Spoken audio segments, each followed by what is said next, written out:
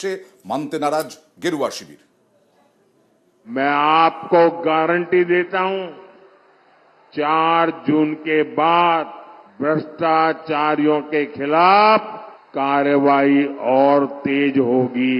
আপনি হুঙ্কার দিলে জেনে রাখবেন আমরা হচ্ছি রয়্যাল বেঙ্গল টাইগার।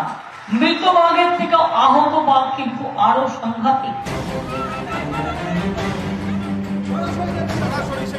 ভোটের বাংলায় ময়দানে কেন্দ্রীয় এজেন্সি, নজর পূর্ব মেদিনীপুরে।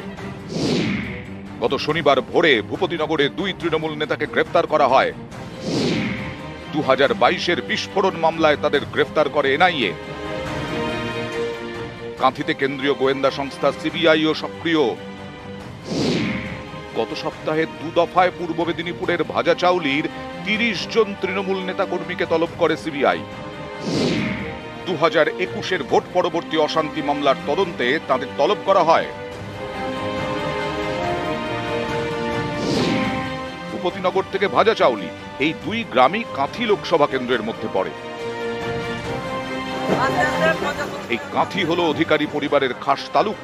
এখানকার বিজেপির প্রার্থী বিরোধী দলনেতা শুভেন্দু অধিকারীর ভাই সৌমেন্দু। ভোটের মুখে সেই কাঁথিতেই তৎপর 2 কেন্দ্রীয় এজেন্সি। তৃণমূলের দাবি সবই রাজনৈতিক উদ্দেশ্যে, বিজেপিকে বাঁচাতে।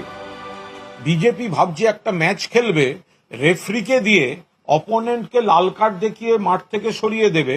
ওরা ফাঁকা মাঠে একা একা খেলার চেষ্টা করছে। সিবিআই কে দিয়ে আবার 30 জনকে ডেকে পাঠিয়েছে, যারা এলাকায়, কাঁথিতে এলাকায় আমাদের সংগঠন করেন, তৃণমূলের বুথের এজেন্ট হন।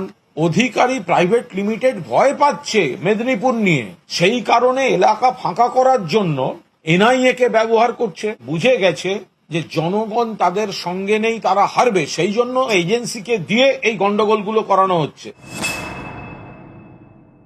বক্তৃতা শুনে মনে হচ্ছে একটা পঞ্চায়েত নির্বাচন, বড় জোর কোনো বিধানসভার উপনির্বাচন হচ্ছে। তা তাদের পুরো লড়াইটাই যে পশ্চিমবঙ্গের জন্য নয়, দেশের জন্য নয়, শুধু পূর্ব মেদিনীপুরের ওই কাঁথি আর তমলুক নিয়ে, সেটা তাহলে প্রকাশ্যে তারা বলে দিক।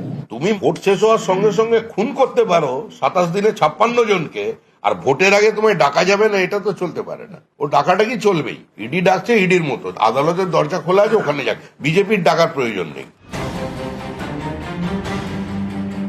নিউজ 18 বাংলা। ভোটের মুখে আবার উঠে এলো সার্জিক্যাল স্ট্রাইক। সৌজন্যে